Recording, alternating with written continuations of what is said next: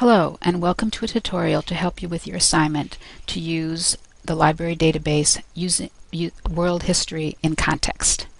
My name is Meryl Geffner, and I am a reference and instruction librarian here at Edmonds Community College.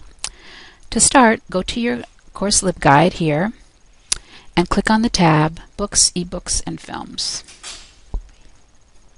Once you're here, go down to the box Reference Sources and click on the link at the very bottom called World History in Context. When you're off campus and trying to access this database, once you click on it, you will be asked to enter your student ID number and your last name, and that's all you need to get into this database. If you're on campus, you can go directly into it.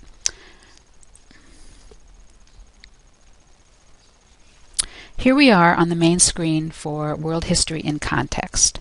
This is a very easy database to search, and you can look around in it if you'd like. There are several headings and sections down here, but the easiest is to just do a simple keyword search on your artist name, and that's what I'm going to do. And I'm going to use the example of the artist Fernando Botero. And let's just do a quick little search.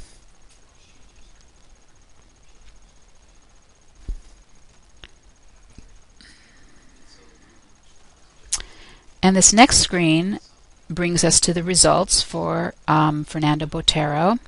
It's still loading up here. But as you can see on the side here, this tells us the different types of sources that are in this database. And when I say types of sources, I'm referring to whether something is a reference source, an article from a journal, a magazine, or a newspaper. It also could be a film or a website, which are not on here, but are other types of sources. Different types of sources provide you with different information on your topic. You may use some sources more than others, and you'll decide that based upon what your need is and what type of information you want. But take a look at some of the titles for each of the different source types, and these are the different headings. Here's the reference, here are journals, and here are news articles, and here's some magazines. So if you skim this list, you can see, you can get a sense of how they're different based on the titles and then the brief description for each one. I'm going to select this magazine article, The Art of Peace. He's a Colombian artist. I'm going to go ahead and open that up, and here's the article right here. Here's your bibliographic information, The Art of Peace in Medellin. It's in the magazine The Americas, and here's the date. And so what you're going to be doing in this activity is looking at the different source types and answering some questions about them, how they're different.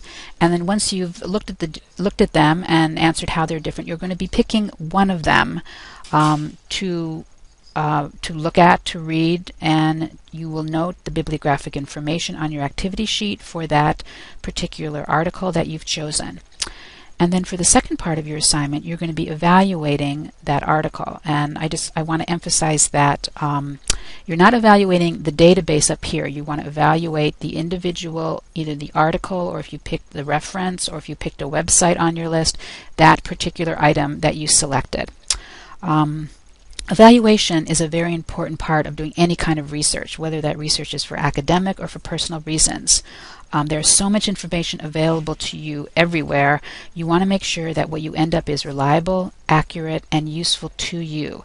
So even if you're using a database like this one, which is part of our library collection, you still want to look critically at the information you find. So in your assignment, you'll be asked to answer certain questions which will help you evaluate the particular piece that you selected, such as who is the author? If there is an author listed, what is there? And be sure to look throughout your article to see if there is an author listed, and it's down here at the bottom. Often they're up at the top. What is their expertise and background in their area? And you might find that information on the article itself. You might need to leave the database and do a little bit of searching on your author. Same question about the publisher. Or the editor, if it's a book. Who are they? What is their expertise? Have you heard of the publication before? What do you know about it? Does the information presented look accurate to you? Is there a way to verify it? How do you know that it's accurate? What's the date on the item? And does the date matter to the type of research that you're doing? These are all different kinds of questions that you'll be asking yourself as you evaluate the item that you've selected. Once you've completed evaluation, move on to the next section, and that's part 3, and you want to answer that question.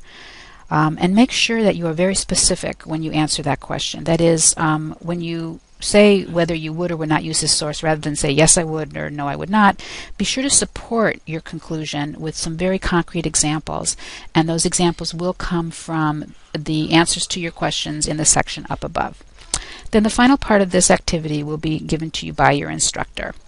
If you have any questions, you can always contact me at the library. If you go to the Home tab of your LibGuide, my contact information is listed along the side.